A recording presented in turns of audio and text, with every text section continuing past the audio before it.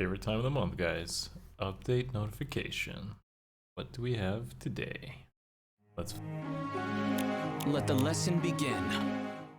What's up, guys? Akariss here, bringing you another Fire Emblem Heroes video. Today's video is going to cover the October update notification. Now, before I even begin, I noticed that there was a bit of a leak about the new banner on Twitter, which talked about it basically just like a repeat of last year with some dragons. Seems like we had like Robin in there, a Sothis duo hero, I think, Rhea, and Kurthnaga, which is like Digensia's son. So yeah, it seems like they're just following up the theme from last year. That's probably 100% confirmed because it came from the official Twitter.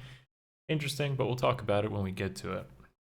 Definitely on today's schedule is just talking about the update notification, which in my opinion seems a little bit empty or just like not complete. And this suggests to me that there's probably a Fed channel, is possibly, hopefully, maybe. And that would be interesting before our book 6 Fed channel to finally get something like that, which could be exciting. So I definitely will cover that when we get the time, when we see it, of course. And I'll just give you my brief thoughts on this set of updates and notifs. Okay, so before we begin, smash the like button, sub if you haven't already, always helps me out, appreciate that, guys, keeps this content coming, and, well, yeah, just YouTube stuff. All right, let's start. So, first thing that's like a major update is the hero's journey, basically letting you like complete the log, the memento log and whatnot. So instead of it being random and trying to basically gamble again, gacha to like get that log filled out, you can now officially just target specific ones with these memory fragments. I'm not really going to go into much detail on this because honestly it's like not my type of mode and I don't really care too much. It's just not my type of thing, but I'm sure that some people will appreciate this, especially if you were trying to basically burn through tons of stamina potions trying to like complete the log as a completionist and see some really cute event or something like that. Not for me, like my opinion, I don't really care about this. It's nice, just a small quality of life feature. The mode is like nice. It actually has benefits of like sped up summoner support and ally support, if you guys didn't know this.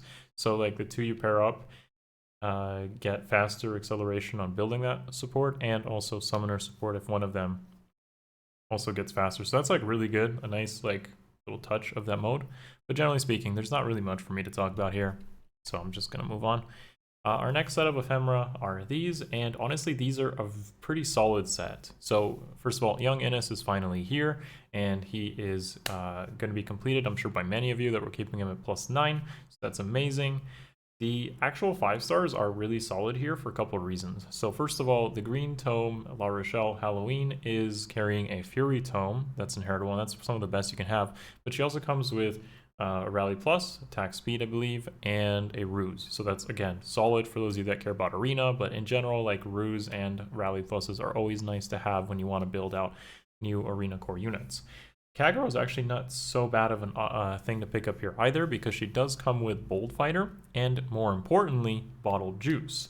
Now, Bottled Juice is a guard weapon that, similar to like Devilish Bow from the year before, is a really nice pickup here, because otherwise it's a really hard weapon to get, isn't available in the permanent pool. Just really nice dagger that's could be inheritable for many of us.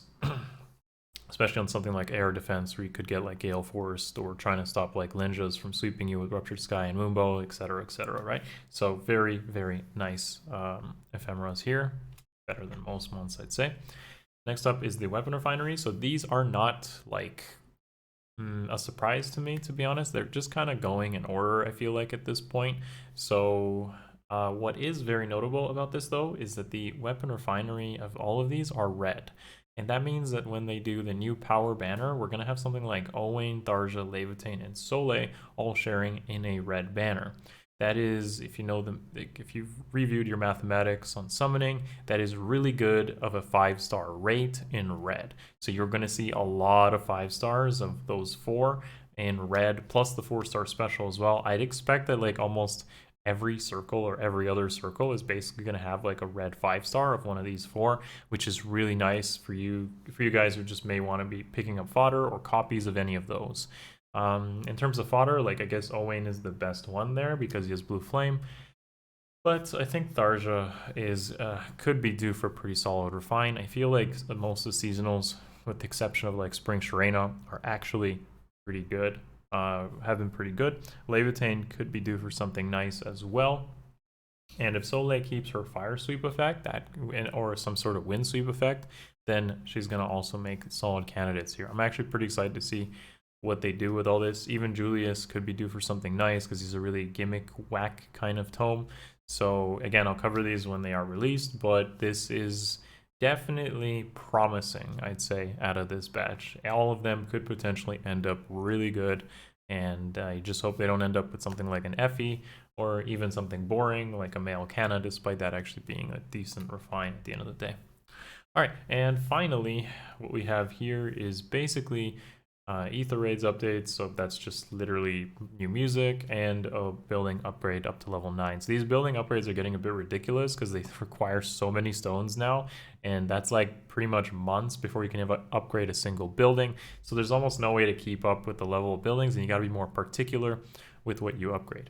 I actually did a recent defense building tier list on my Patreon, so if you want to go check that out, if you want to consider subbing, I covered that in one of my tiers there, and I also covered on Discord.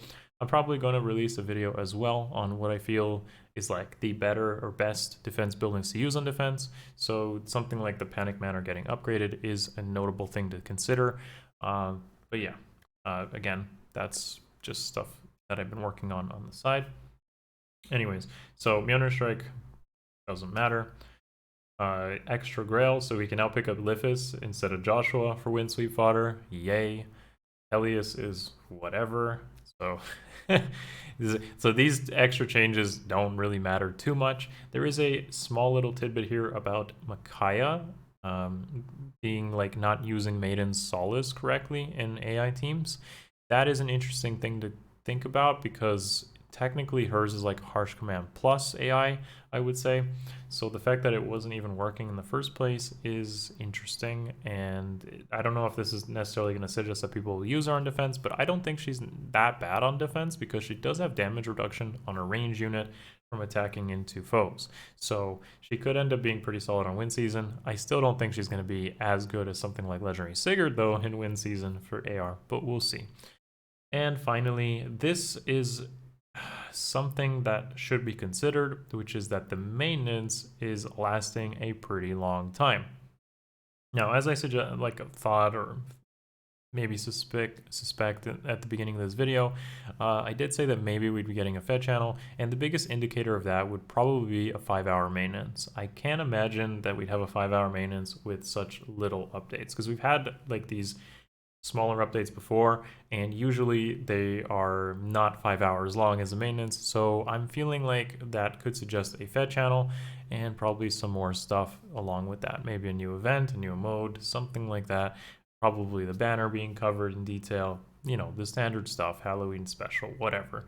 It may be involved before Book 6 finally happens in December. So yeah, this is my biggest indicator that there's maybe a Fed channel. If we just got a random maintenance 5 hours, which is just to get all this, that could be kind of disappointing, I guess. All right, guys, so that basically covers this short and sweet update notif, my thoughts, and yeah, let me know what you guys think in the comments below of this update notif. Do you think a Fed channel is coming? Are you getting a little bit like bored of Fed right now? Like I'm actually kind of curious on this because typically every year, like September, October, November, I feel like there's a little bit of a drop off in interest, especially post CYL, because CYL happens and everyone's like, whoa, and then after CYL happens, everyone's like, oh. So yeah, let me know in the comments if your interest is a bit waning right now, or you're still actively playing, and that would suggest probably in December that a lot of people do return. But nonetheless, this content will keep coming. If you want to do your part, smash the like button, sub if you haven't already, and consider maybe supporting the channel with the Patreon below. It means a lot, guys. I will, oh yeah, final update. I am doing for October a special, basically Fed content and Twitch streams involving Resident Evil 2 Remake, which was voted in on Twitter by you guys and possibly even more people. So that's going to be spooky and fun. So I'm going to start doing that probably this week as well. Maybe drop in and enjoy the show, I guess. Yeah. That's it, guys. See you in the next one. Much love. Peace.